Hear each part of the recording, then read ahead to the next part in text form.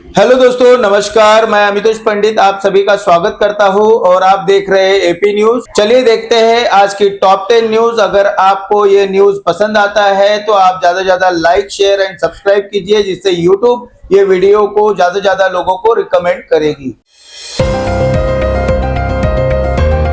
भिवंडी में मनपा चुनाव की सरगर्मियों के बीच वार्ड नंबर 1 में राजनीतिक माहौल गरमाया नजर आ रहा है, जहां भारतीय जनता पार्टी की ओर से नामांकन के दौरान शक्ति प्रदर्शन किया गया।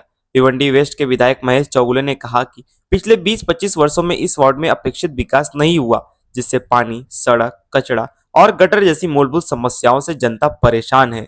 उन्होंने दावा किया कि जनता बदलाव चाहती है और इसी सोच के साथ भाजपा ने वार्ड से 4 मजबूत उम्मीदवार उतारे हैं। नामांकन से पहले निकाली गई भव्य विशाल रैली को जनता के समर्थन का संकेत बताते हुए उन्होंने कहा कि जीत के बाद वार्ड में बुनियादी सुविधाओं को प्राथमिकता के साथ सुधारा जाएगा।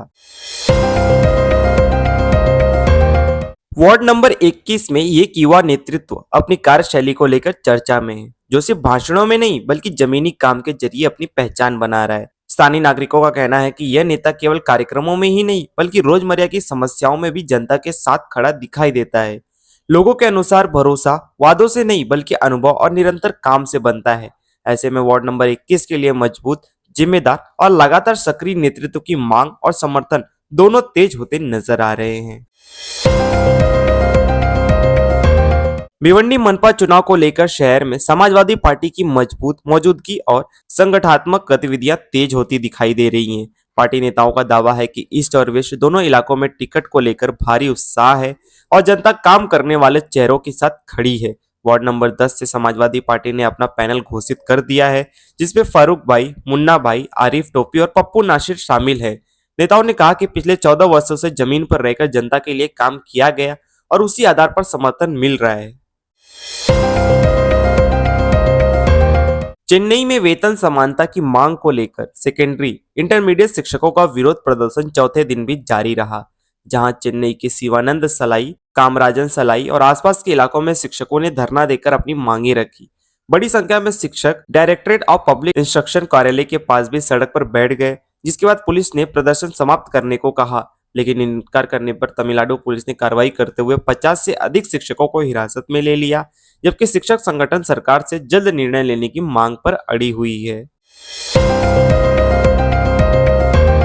उन्नाव रेप केस में दोषी कुलदीप सेंगर को बड़ी राहत देने वाले दिल्ली हाई कोर्ट के फैसले पर सुप्रीम कोर्ट ने रोक लगा दी है, जिसके बाद पीड़िता ने अपनी प्रतिक्रिया देते हुए कहा कि उन्हें सुप्रीम कोर्ट पर पूरा भरोसा था और इस फैसले से वह बेहद खुश है। पीड़िता ने यह भी स्पष्ट किया कि वह आगे भी कानूनी लड़ाई जारी रखेंगी और दोषी को फांसी की सजा दिलाने के लिए हर संभव प्रयास करेंगी। वहीं सुप्रीम कोर्ट के इस हस्तक्षेप को न्याय की दिशा में एक अहम कदम माना जा रहा है। वार्ड नंबर 21 में नामांकन के दौरान भारी जनसमर्थन के बीच भारतीय जनता पार्टी के उम्मीदवार ने विकास, बेरोजगारी और सुरक्षा को प्रमुख बताया। उन्होंने कहा कि पिछले 4 वर्षों से नगर सेवक न होने के बावजूद उन्होंने समाज सेवक के रूप में लगातार काम किया है और जनता के प्यार से चुनावी मैदान में उतरे हैं। उम्मीदवार ने बेरोजगारी दूर करने, महिलाओं पर हो रहे अत्याचार कम करने और गरीबों को बेहतर शिक्षा दिलाने का विश्वास दिलाया, खासकर सरकारी स्कूलों को मजबूत करने की बात कही। भिवंडी महानगर पालिका चुनाव के तहत वार्ड क्रमांक 7 आजमी नगर से उम्मीदवार वसीम अंसारी ने अपना नामांकन पत्र दाखिल किया। नामांकन से पहले उन्होंने दरगाह दीवान साहब पर चादर पेश कर क्षेत्र की अमन शांति, तरक्की और जनता की भलाई के लिए दुआ मांगी। नामांकन के बाद बातचीत में वसीम अंसारी ने कहा कि उन्होंने जनता के भरोसे पर फॉर्म भरा है और यदि दोबारा मौका मिला तो सड़क, पानी, सफाई और सभी बुनियादी सुविधाओं पर ईमानदारी से काम किया जाएगा। उन्होंने स्पष्ट किया कि उनका उद्देश्य सिर्फ चुनाव जीतना नहीं बल्कि वार्ड नंबर 7 की आवाज बनना है। दिल्ली में आज सुबह घना कोहरा छाया रहा, जिससे राष्ट्रीय राजधानी की दृश्यता बुरी तरह प्रभावित हुई। दिल्ली के सराय काले खान इलाके में सुबह करीब 7 बजे लिए गए ड्रोन दृश्य में कोहरे की मोटी परत साफ दिखाई दी। कोहरे के कारण सड़कों और आसपास के इलाकों में विजिबिलिटी बेहद कम रही, जिससे सुबह की आवाजाही पर असर पड़ा। वहीं मौसम विभाग ने अगले कुछ घंटों तक इसी तरह की स्थिति बने रहने की संभावना जताई।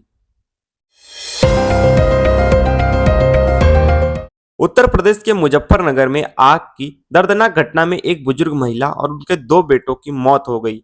संजय कुमार ने बताया कि नई मंडी थाना क्षेत्र की वसुंधरा रेसिडेंसी में शाम करीब 4:39 पर 2 सिलेंडरों में विस्फोट होकर आग लगी, जिसमें 70 वर्षीय सुशीला देवी और उनके बेटे अमित व नितिन मौके पर ही मौत हो गई, जबकि एक व्यक्ति के घायल होने की सूचना है। पुलिस ने पंचनामा और पोस्टमार्टम की कार्रवाई शुरू कर दी है और मामले की जांच जारी है। नए साल से पहले यूपी अयोध्या में सुरक्षा व्यवस्था कड़ी कर दी गई है। संवेदनशील इलाकों और प्रमुख स्थलों पर अतिरिक्त पुलिस बल तैनात किया गया है, जबकि प्रवेश मार्गों पर सघन जांच और पेट्रोलिंग बढ़ा दी गई है। प्रशासन का कहना है कि किसी भी अप्रिय घटना से निपटने के लिए सतर्कता बरती जा रही है और शांति व कानून व्यवस्था बनाए रखने के लिए सुरक्षा इंतजाम लगातार मजबूत किए जा रहे हैं।